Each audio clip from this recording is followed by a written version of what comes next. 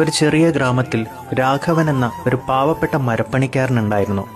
അദ്ദേഹത്തിന് ആകെയുള്ളത് ഒരേ ഒരു മകൻ അപ്പു മാത്രമാണ്. രാഘവന് ഭാര്യയെ ചെറുപ്പത്തിലേ നഷ്ടപ്പെട്ടു. മകനെ വളർത്താൻ അദ്ദേഹം ഒരുപാട് കഷ്ടപ്പെട്ടു. എങ്കിലും അപ്പുവിന് നല്ല വിദ്യാഭ്യാസം നൽകി. വർഷങ്ങൾ കടന്നുപോയി. അപ്പു പട്ടണത്തിൽ വലിയ കമ്പനിയിൽ ജോലി നേടി. നല്ല ശമ്പളവും ഭാര്യയും കുട്ടികളും ഒക്കെയായി സന്തോഷകരമായ ജീവിതമായിരുന്നു അപ്പുവിൻ്റേത്. എന്നാൽ തിരക്കിനിടയിൽ അവൻ ഗ്രാമത്തിലെ വീടും തന്നെ വളർത്താൻ കഷ്ടപ്പെട്ട അച്ഛനെയും പതിയെ മറന്നു. അച്ഛൻ രാഘവന് ഏകദേശം 75 വയസ്സായി. വാർദ്ധക്യം അദ്ദേഹത്തെ തളർത്തിയിരുന്നു. കാലുകൾക്ക് നല്ല വേദനയുണ്ട്. മകനെ കാണാൻ ഇടയ്ക്കിടയ്ക്ക് ആഗ്രഹം തോന്നും. എന്നാൽ ഫോൺ വിളിക്കുമ്പോൾ തിരക്കിലാണ് എന്ന മറുപടി കേട്ട് അദ്ദേഹം വിഷമത്തോടെ ഫോണ് വെക്കും.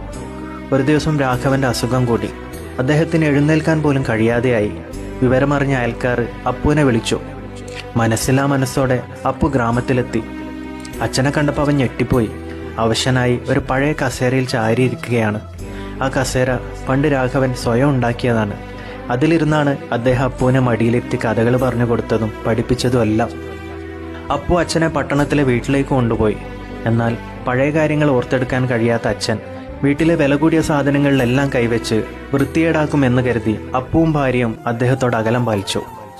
ഒരു ദിവസം രാത്രി അച്ഛൻ കസേരയിലിരിക്കുമ്പോൾ അറിയാതെ കയ്യിൽ നിന്ന് ചായ നിലത്ത് വീണ് മറിഞ്ഞുപോയി.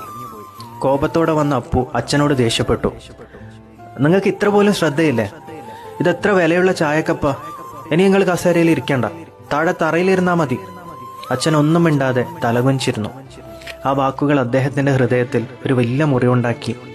ഇതെല്ലാം കണ്ടുകൊണ്ട് അപ്പുവിൻ്റെ 5 വയസ്സുള്ള മകൻ രാജു അടുക്കളയിലേക്ക് പോയി. അവിടെ ഇരുന്നൊരു ചെറിയ കഷ്ണം മരമെടുത്ത് ഒരു ചെറിയ ഉളി ഉപയോഗിച്ച് എന്തോ ഉണ്ടാക്കാൻ തുടങ്ങി.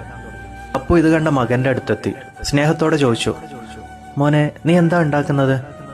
രാജു തല ഉയർത്തി നിറഞ്ഞ കണ്ണുകളോട് പറഞ്ഞു, അച്ഛാ, ഞാനൊരു ചെറിയ കസേര ഉണ്ടാക്കുകയാണ് അച്ഛാ. അച്ഛനും അമ്മക്കും വേണ്ടി. നിങ്ങൾ വലുതാവുമ്പോൾ എൻ്റെ കൂടെ ജീവിക്കാൻ വരുമല്ലോ. അപ്പോൾ നിങ്ങൾ എന്തായാലും നിലത്തിരിക്കേണ്ടി വരില്ല. ഞാൻ ഇരുത്തൂല, നിങ്ങൾക്ക് ഈ കസേരയിലിരിക്കാം. ആ വാക്കുകൾ കേട്ടപ്പോൾ അപ്പുവിൻ്റെ ഹൃദയം തകർന്നുപോയി. അവൻ്റെ കണ്ണുകൾ നിറഞ്ഞു. താൻ ചെയ്ത തെറ്റ് എത്ര വലുതാണെന്ന് അവൻ തിരിച്ചറിഞ്ഞു. താൻ സ്വന്തം അച്ഛനോട് ചെയ്തത് തൻ്റെ മകൻ തന്നോട് ചെയ്യുമെന്ന് അവൻ ഭയന്നു. അന്ന് രാത്രി അപ്പു അച്ഛൻ്റെ കാൽക്കൽ വീണ് മാപ്പ് പറഞ്ഞു. അന്നു മുതൽ അവൻ അച്ഛനെ സ്വന്തം കുട്ടിയെപ്പോലെ പരിചരിച്ചു. ആ പഴയ കസേര അവർക്ക് 2 പേർക്കും ഒരു പാഠമായിരുന്നു. സ്നേഹവും കടപ്പാടും ഒരിക്കലും മറക്കരുത് എന്നതിൻ്റെ പാഠം.